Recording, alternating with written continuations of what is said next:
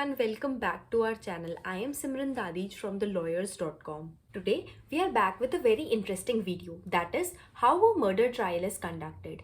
Murder, conspiracy, investigation, ये सब पे बेस्ड कितनी सारी सस्पेंस थ्रिलर मूवीज बनती है। याद है ना, 2 अक्टूबर को विजय और उसकी फैमिली पणजी में थे। मैं बात कर रही हूँ दृश्यम मूवी की, जिसमें कैसे पूरी फैमिली एक मर्डर इन्वेस्टिगेशन को हाइड करती है और उससे बचने का ट्राई करती है। तो आज के इस वीडियो में हम मर्डर के बारे में डिस्कस करेंगे और ये समझेंगे कि कैसे एक मर्डर ट्रायल कंडक्ट किया जाता है। According to section 300 of IPC, murder is defined as an act which is committed with the intention of causing death and which results in death. Number 2, murder is done with the intention of causing such bodily injury that accused knows that it is likely to cause death in ordinary course. Number 3, murder is done knowing that it is dangerous and is likely to cause death or such bodily injury that can cause or result in death. A person accused of murder is tried under criminal law, Indian Penal Code 1860, Code of Criminal Procedure 1973, and Indian Evidence Act 1872. CRPC helps provide a mechanism to conduct criminal trials in India. CRPC पूरा एक ऐसा mechanism, एक पूरा procedure बताता है जिसमें ये पता लगता है कि कैसे एक मर्डर ट्रायल कंडक्ट किया जाना चाहिए। तो शुरुआत होती है कलेक्शन ऑफ एविडेंस के साथ। तो पुलिस पहले पूरा कलेक्ट करती है एविडेंस को और इन एविडेंसेस के बेस्ड पर अरेस्ट करती है और सेफगार्ड करती है। इसके बाद इंटेरोगेशन ऑफ अक्यूज्ड होता है, यानी कि पूछताछ की जाती है अक्यूज्ड से। इसके बाद प्रोसीजर डिसाइड किया जाता है कि कौन सा प्रोसीजर कोर्ट अडॉप्ट करेगी और पुलिस अडॉप्ट करेगी। सीवियरिटी ऑफ द ऑफेंस के बेस्ड पर बेल प्रोसीजर डिसाइड होता है और इस तरीके से पूरा क्रिमिनल ट्रायल प्रोसीजर सीआरपीसी में मेंशन्ड है। इंडिया फॉलोज एडवर्सेरियल सिस्टम, यानी कि onus of proof is on the prosecution, that is state has to prove the case against the person accused of murder. जिस पे इल्ज़ाम है उसके अगेंस्ट केस जो है वो स्टेट को प्रूव करना पड़ेगा। स्टेट को ऐसे एविडेंसेस दर्ज करने पड़ेंगे जिससे वो ये प्रूव कर पाए कि जो अक्यूज्ड है वो उसने मर्डर किया है। और तो और accused is presume to be an innocent man until proven guilty, यानी कि वो बेगुनाह माना जाता है जब तक उस पे लगे हुए जितने भी एलिगेशंस है उसको स्टेट प्रूव नहीं कर दे। तो अब हम बेलेबल और नॉन बेलेबल ऑफेंसेस के बीच का डिफरेंस समझेंगे।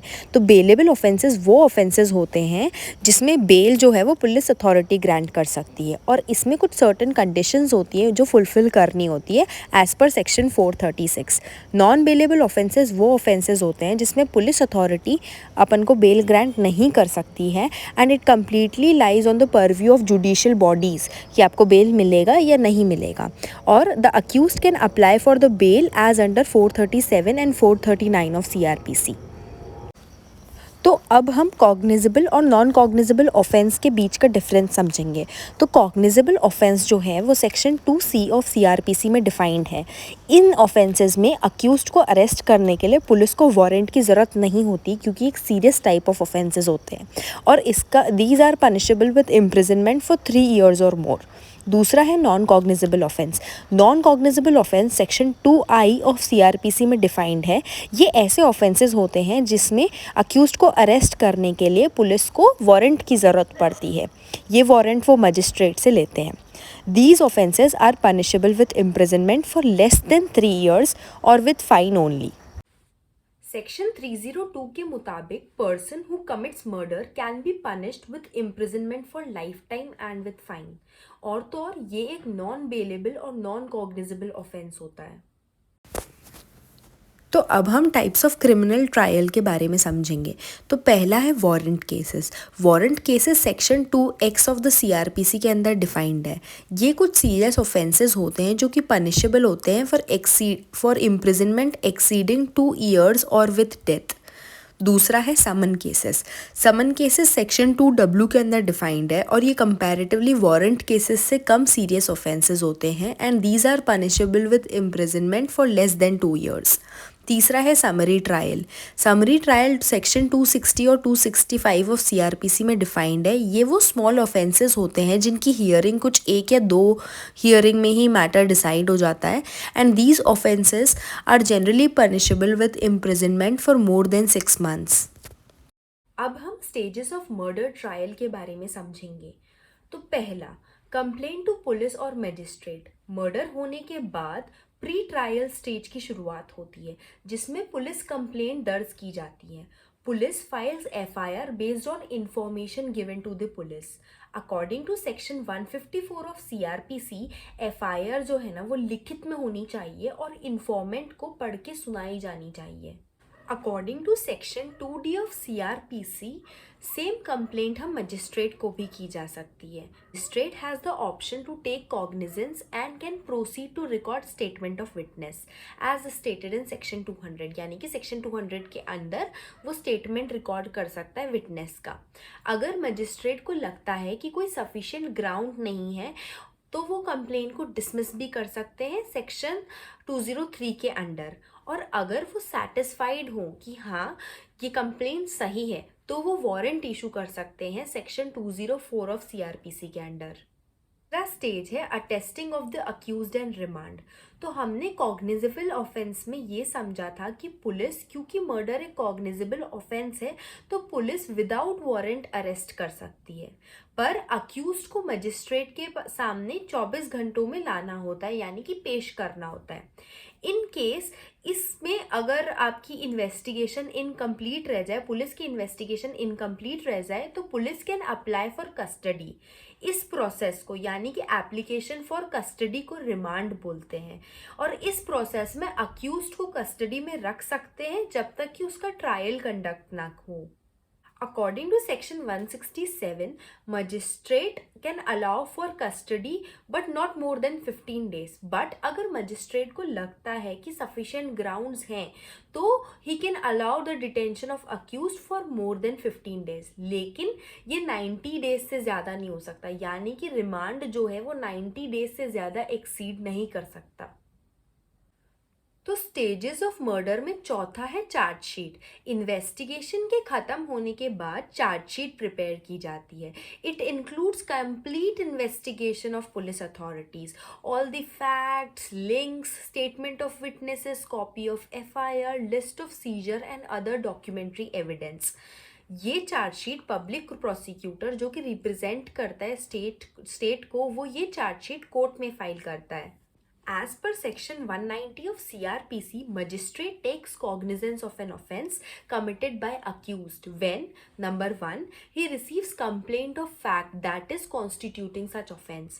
Number 2, upon submission of charge sheet by police.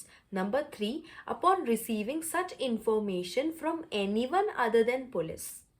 Stages of murder में अगला है सर्विस ऑफ वारंट। तो कोर्ट में अक्यूज्ड को पेश किया जाता है और पब्लिक प्रोसिक्यूटर डिस्क्राइब करता है चार्जेस को अगेंस्ट हिम और ऐसे एविडेंसेस पेश करता है जिससे कि जो अक्यूज्ड है वो गिल्टी प्रूफ हो पाए। दोनों ही पक्षों को सुनने के बाद अगर जज को ये लगता है कि सफिशिएंट ग्राउंड्स नहीं है तो अक्यूज्ड को डिस्चार्ज किया जाता है, यानी कि बाइज्जत बरी कर दिया जाता है। अगर जज को सफिशिएंट ग्राउंड्स लगते हैं, एविडेंस ऑफ पब्लिक प्रोसिक्यूटर के इल्ज़ाम सही लगते हैं, तो वो अक्यूज्ड के अगेंस्ट चार्जेस फ्रेम करते हैं रिटन में और फिर उन्हीं चार्जेस को उन्हें एक्सप्लेन भी करते हैं अक्यूज्ड को। अक्यूज्ड के पास इसके बाद दो ऑप्शन बचते हैं, number 1 to plead guilty of the offence और he can claim to be tried for the charges. Section 220 के अकॉर्डिंग अगर अक्यूज्ड प्लीड्स गिल्टी, द जज must records the plea and convict him. अगला स्टेज है commencement of trial. अगर accused pleads not guilty, then court takes upon the prosecution and fixes a day for examination of witnesses and cross examination. As under section 232, court pass the case for hearing. अगर after hearing जज को ऐसा लगता है कि accused बेगुनाह है तो जज can record an order of acquittal. However, if accused is not acquitted, then the accused can present his defense. After the conclusion of defense, final argument is called upon. After the final argument, the judge decides whether to convict the accused or acquit him. According to section 314, दोनों parties में से अगर कोई भी किसी को भी अगर लास्ट में कुछ कहना है, कोई मेमोरेंडम सबमिट करना है या कोई ओरल आर्ग्यूमेंट करना है तो वो कर सकते हैं अपने केस को सपोर्ट करने के लिए। दोनों ही साइड से पेशियाँ सुनने के बाद जज अपना जजमेंट प्रोवाइड करता है।